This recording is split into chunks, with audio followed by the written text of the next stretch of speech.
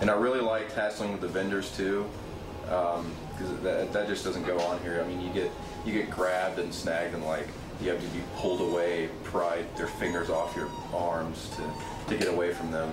But that was all really fun for me. The Great Wall was really nice to see. It was far windier than I think everybody had expected. We went there the first day we were there. That was fun. It was a hard trek going uphill and all that, kind of steep.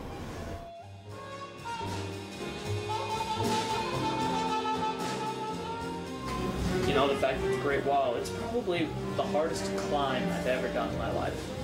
Just because it's so steep. At points we were climbing the stairs like they were a ladder.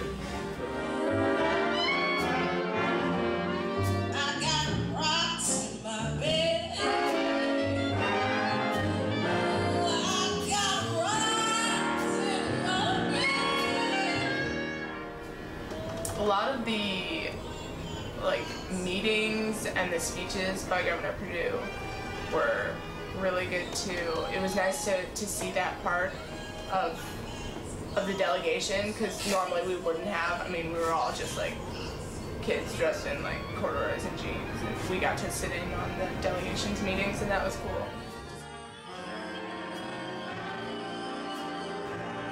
Went to the dinner, and we also went and represented UGA at Tsinghua University. So that was just, I don't know, it was just really awesome for me. I just never thought I'd be able to leave the country, so to do that and just to play drums, it was just really cool.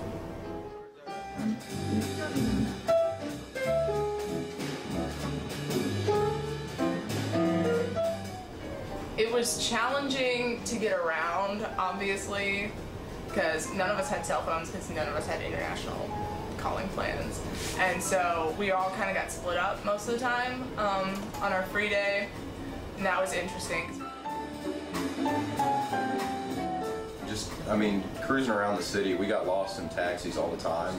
It was kind of like just a tour around the city, just seeing everything, how they're rebuilding the city for the Olympics. There's a lot of cool buildings, a lot of cool structures.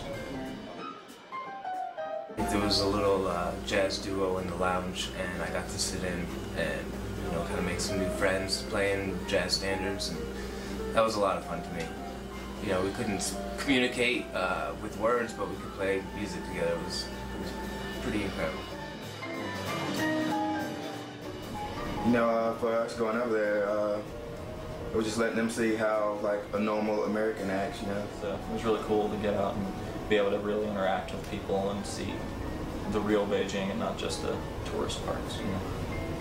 It was really eye-opening to see that there are so many different ways of living, different cultures. You can get so used to your surroundings around here that you forget that there's an entirely different side of this world. There are different views. Some things I brought back, respect for that culture. Yeah, it was just a real blessing for me. I took it as an opportunity that I'll probably never have again. Considering that we stayed in the Ritz-Carlton, we were taken care of, our transportation, we had no worries. What really meant a lot for me for this trip was in the first place that we got asked to go. There's tons of other jazz bands in the state, and we were selected, and I feel really proud about that. I'll definitely look back on this trip with a fondness, and to have said that I've gone and performed at this high-level function, it was something that was really an honor to get invited to. And so I mean, maybe that it was international and to China no less was made it that much more meaningful.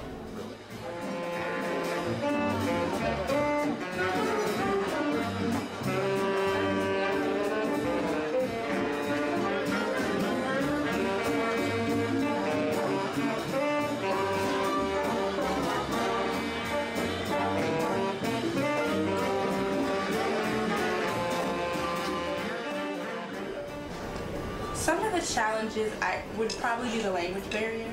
I wish I could say some of the challenges of being in Beijing were the language barrier, but that wasn't the case because English was everywhere. I'd say there was a bit of a language barrier. Do you think there'd be a language barrier? No language barrier. Oh yeah, there was a language barrier the whole time. It wasn't really a language barrier. I mean, the language barrier is always an issue.